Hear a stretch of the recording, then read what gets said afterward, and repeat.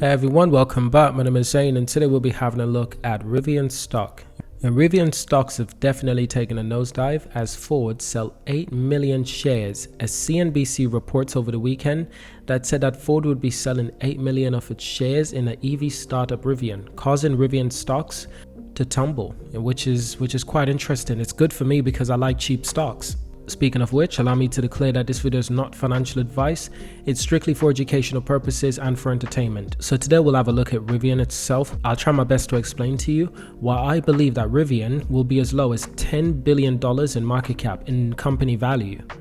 The share will fall as low as $10, $11, or even $12. Long term this year, I think that's potentially possible for Rivian. To be that cheap, to be that low, that's what I'm hoping for, and that's what I'm predicting. So Rivian stocks has fallen below $24 per share following the report from CNBC. Ford originally had 14.4% stake in Rivian, equivalent to 102 million shares, and Ford would not comment on the matter. Of course they won't, that's a lot of money lost.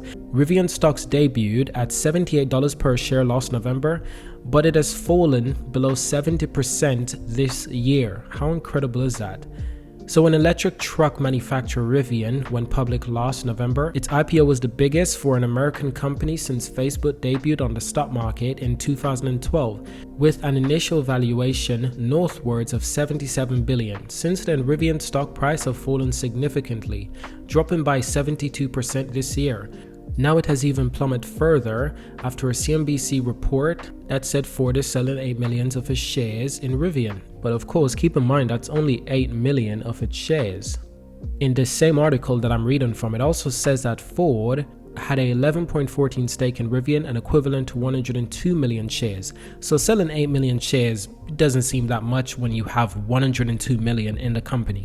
So the stock lockup period, a length of time after IPO when early investors and company insiders are prevented from selling their shares, expired on Sunday, and Saturday CNBC reported that Ford would be shedding 8 million Rivian shares. So it's interesting that they had a lockup period that investors could not sell until a certain time of wearing off. So despite the sale, it looks like Ford still has a sizable stake in Rivian. A Ford representative told Car and Drive, "We haven't been and aren't presently commenting on Rivian, including about the CNBC report." The news caused Rivian shares to drop, obviously, by massive amounts, and that's exactly what we want to understand today. Now unfortunately, Rivian just isn't doing enough. They aren't performing enough when it comes to delivery numbers. And I do believe that this will be one of the main reasons why they will have a huge downfall in the market. The market is also performing really terribly right now. I mean, even Tesla is $802. You know the market is doing bad when Tesla is doing bad. I mean, come on. It's undeniable at this moment.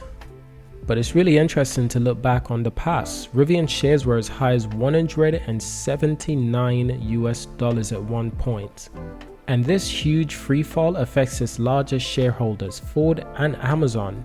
Ford reported its loss of $3.1 billion in GAAP terms in Q1, largely due to the write-off of the value of its stake in Rivian.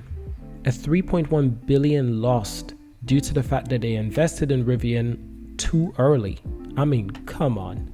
Who made this decision to invest in a company that wasn't delivering anything?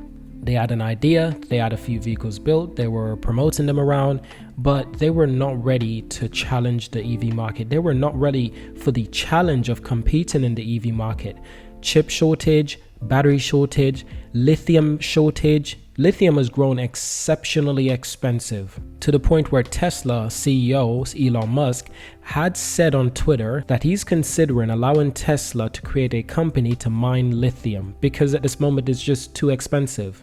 Here's the amazing thing, if Tesla actually mined their own source of lithium, now a big thing that's affecting Rivian this year is that Rivian is cutting production target from 50,000 vehicles this year to 25,000 vehicles. This is despite reporting 83,000 reservations at the end of 2021.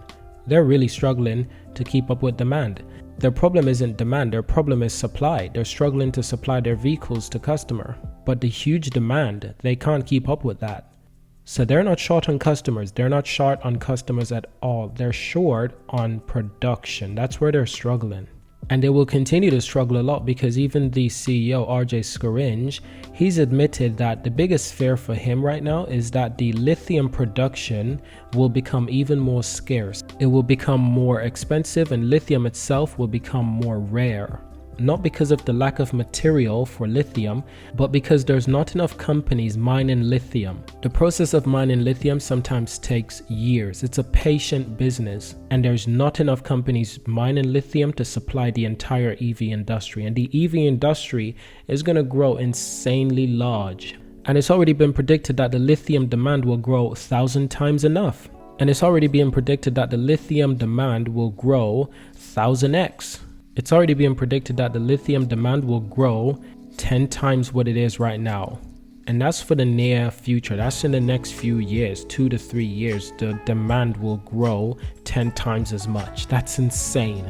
But I hope you've enjoyed this video. Thank you for watching. Let me know what you think. Do you think my predictions for Rivian price being at $12, maybe $10 per share? Is this reasonable? Is it reasonable to assume that Rivian could possibly be a $10 billion in valuation? I think so. Let me know what you think. Subscribe. Thank you for watching until the end, and I will see you in my next video.